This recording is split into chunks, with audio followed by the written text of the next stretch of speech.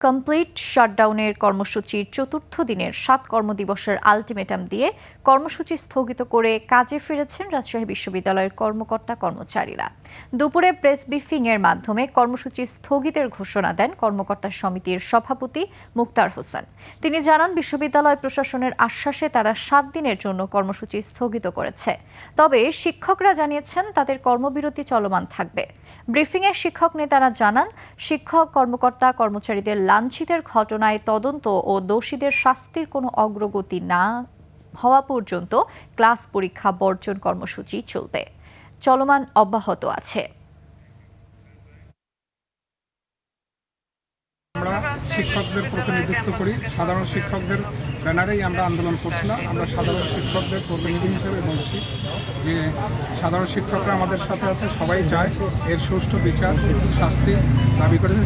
সেই দাবির প্রেক্ষিতেই আমাদের এই আন্দোলন চলমান আছে, চলছে।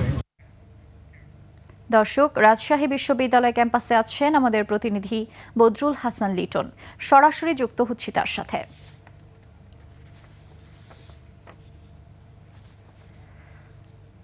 লিটন, আপনি ক্যাম্পাসের পরিস্থিতি কেমন দেখছেন আমাদের জানাবেন। জি, নির্জনা যেমনটি বলছিলেন যে আসলে যে 4 দিনের যে রাজশাহী বিশ্ববিদ্যালয়ের অচলাবস্থা ছিল তা কিছুক্ষণ আগে কিন্তু কেটে গেছে। এই কিছুক্ষণ আগে মানে দুপুর একটা থেকে শিক্ষক কর্মকর্তা কর্মচারীরা তাদের কর্মসূচি স্থগিত করেছে 7 দিনের আলটিমেটাম দিয়ে। তবে শিক্ষকরা তাদের কর্মসূচি চালিয়ে যাওয়ার যে ঘোষণা দিয়েছে, তারা যে তাদের পরীক্ষা এবং ক্লাস পরীক্ষা বর্জন সেই কর্মসূচি তারা চালিয়ে যাবে। আমার পাশে রয়েছেন একজন শিক্ষক প্রফেসর মাসুদুল হাসান খান। তার কাছে জানবো যে তারা কেন তাদের কর্মসূচি চালিয়ে যাওয়ার ঘোষণা দিলেন। ধন্যবাদ। আসলে আপনারা সকলেই দেখলেন যে আমাদের এই আন্দোলনের যিনি আহ্বায়ক, উনি এসে সুস্পষ্টভাবে বলে গেলেন যে 20 তারিখের যে সন্ত্রাসী তৎপরতা, তার ধারাবাহিকতায় যে আমাদের এই যে শাটডাউনটা রয়েছে, সেটা এখনো আমাদের সাধারণ শিক্ষকদের পক্ষ থেকে এটা বলবৎ রয়েছে।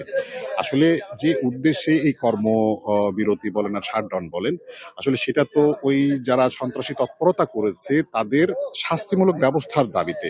আসলে আমরা যেটা চেয়েছি যে একটা ভিজিবল কিছু হবে, যাতে এইখানে যে একটা ভীতিকর বা একটা অরাজক পরিবেশ তৈরি হয়ে আছে, সেইটা এই রাষ্ট্র নির্বাচন সহ আমাদের শিক্ষক কর্মকর্তা কর্মচারীদের এই ক্যাম্পাসে সহ ক্লাসে ফেরার জন্য একটা সুন্দর পরিবেশ তৈরি করবে। তো যেহেতু সেরকম কিছু হয় নাই, একটা তদন্ত কমিটি গঠন করা হয়েছে ঠিকই, কিন্তু এর আগে যত তদন্ত কমিটি গঠন করা হয়েছিল তার কিন্তু কোনো ফলাফল আলোর মুখ দেখেনি এখনো পর্যন্ত। যার কারণে এই তদন্ত কমিটির উপরে আমাদের অনেকেরই আস্থাটা নেই। যার ফলে আমরা চেয়েছি যে এটার একটা ভিজিবল কিছু করেন, যার ফলে যাতে আমরা শিক্ষক কর্মচারী স্বস্তি পাই এবং এখানে একটা শান্তিপূর্ণ পরিবেশ বিরাজ করে। জি, নির্জনা যেমনটি শুনছিলেন যে তারা একটি পরিবেশ মানে শিক্ষকরা নিরাপদে ক্যাম্পাসে থাকতে পারবে, আসতে পারবে, সেই পরিবেশ সৃষ্টি না হওয়া পর্যন্ত তারা এই কর্মসূচি চালিয়ে যাবে। তবে কিছুক্ষণ আগে কিন্তু আমরা বিশ্ববিদ্যালয় প্রশাসনের একজন কর্মকর্তার সঙ্গে কথা বলেছি। তিনি বলেছেন শিক্ষকদের সাথে আলোচনার একটা প্রক্রিয়া চলতেছে, আমরা তাদেরকে আলোচনায় ডেকেছি, তারা এখনো সময় দেয়নি। তারা যদি সময় দেয় তাদের সাথে আলোচনা করে এই সমস্যার সমাধানের একটি পথ বের করা হবে। এই ছিল রাজশাহী বিশ্ববিদ্যালয়ের সর্বশেষ পরিস্থিতি। নির্জনা। লিটন, অসংখ্য ধন্যবাদ আপনাকে।